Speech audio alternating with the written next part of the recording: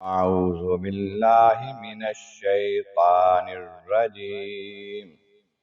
بسم الله الرحمن الرحيم. فيسألونك عن المحيض قل هو أذى فاعتزلوا النساء في المحيض ولا تقربوهن حتى يطهرن فإذا تطهرن فأتوهن من حيث أمركم الله إن الله يحب التوابين ويحب المتطهرين صدق اللہ العظیم۔ حمد و ثناء رب کریم اور درود و سلام بر سید خیر الانام کے بعد سورۃ بقرہ کی آیت نمبر 222 تلاوت کی گئی ہے، جو دوسرے پارے کے 12ویں رکوع میں ہے۔ اس سے پہلی آیت کریمہ میں بتایا گیا کہ مشرک کافر عورت سے نکاح نہ کرو جب تک وہ ایمان نہ لے آئے، اور مومن ایمان والی لونڈی جو ہے یہ مشرکہ کافرہ عورت سے بہتر ہے، چاہے وہ تمہیں اچھی ہی لگتی ہو، اور اپنی عورتوں کو بیٹیوں کو مشرکوں کافروں کے نکاح میں نہ دو کہ ایک غلام جو ہے مومن وہ بھی آزاد کافر سے بہتر ہے، افضل ہے، اگرچہ تمہیں آزاد کافر مال و دولت کی وجہ سے شکل و صورت کی وجہ سے اچھا لگتا ہو، کیونکہ یہ دوزخ کی طرف بلاتے ہیں۔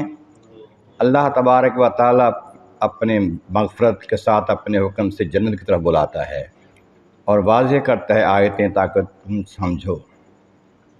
اب اگلی آیت کریمہ میں شان نزول اس کا یہ ہے کہ عرب لوگ اور ان میں بت پرست بھی شامل تھے، مجوسی بھی اور یہودی بھی۔ ان کا طریقہ یہ تھا جب عورتوں کے خاص دن ہوتے ہیں، حیض کے دن، ان میں ان سے کمال نفرت کرتے، قریب نہیں جانا، ان کے ہاتھ سے کوئی چیز نہیں لینے دینی، بلکہ ان کو اپنے گھر میں نہیں رکھنا، الگ رکھ دینا ان کو۔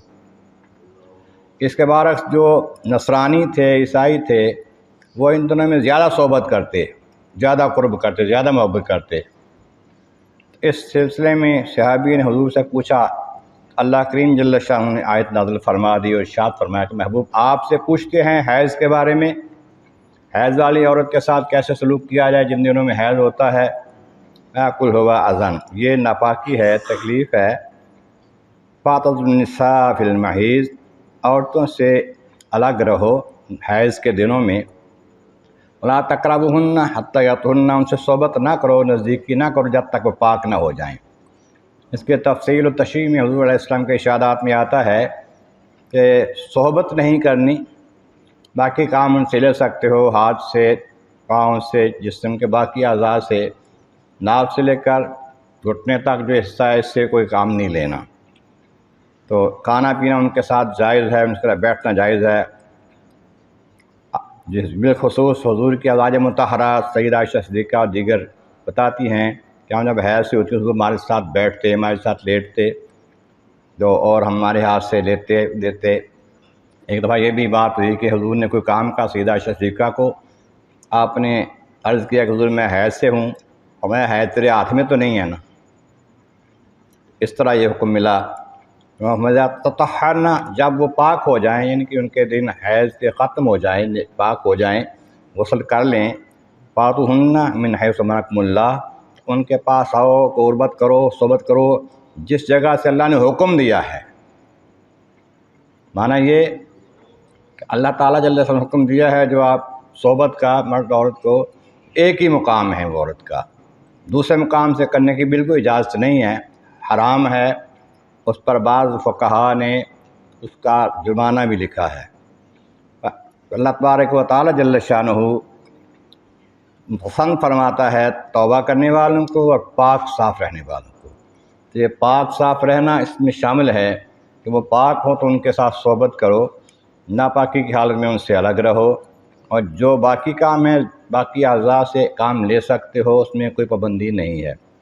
اس سلسلے میں کئی روایات ہیں حدیث مبارکہ کی، یہ بھی آتا ہے کہ سیدہ عائشہ صدیقہ رضی اللہ تعالیٰ عنہا بات یہ ہے کہ میں جب ناپاک ہوتی تھی کبھی حضور اعتکاف میں بیٹھے ہوتے، مسجد سے اپنا سر مبارک حجرے کی طرف آتے، میں سر دھو دیتی ان کا۔